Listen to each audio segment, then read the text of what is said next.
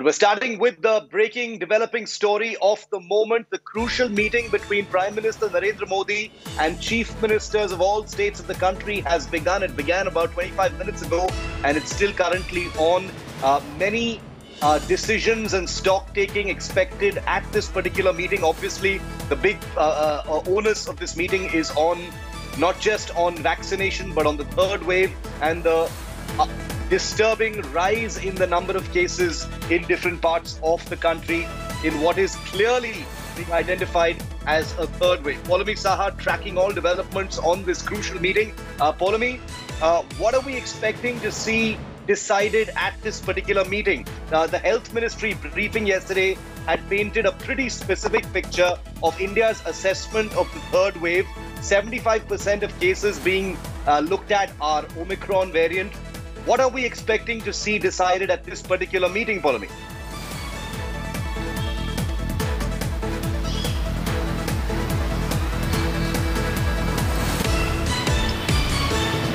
Okay, I don't think Poulomi can hear me. We're going to try and get her back on this in just a moment. But that's the story we're tracking right now. The Prime Minister meeting with chief ministers, taking a direct stock-taking exercise as far as the rising number of COVID cases in different parts of the country. Expect to hear some decisions in just about half an hour, 45 minutes from now. We, of course, will bring those to you first here on India Today. Poulomi, I'm sorry you couldn't hear me earlier. If you can hear me now, what are we expecting to see in terms of decisions at this particular meeting? Of course, it is about stock taking, regarding the third wave and vaccinations. But anything we can share with our viewers about what they should expect? Well, currently, Shiv, the Prime Minister is reviewing the situation across the country. This is his first meeting with all state chief ministers since, of course, the COVID numbers started spiking across the country in view of the growing cases of Omicron variant as well. Although that doesn't still seem to be the dominant variant across the country. Several states are reporting more Delta cases as opposed to Omicron. He is going to review that situation. He is going to, of course, review the states and their preparedness in terms of, the numbers spiking, and if at all, there is a growing requirement for hospitalizations, our health infrastructure.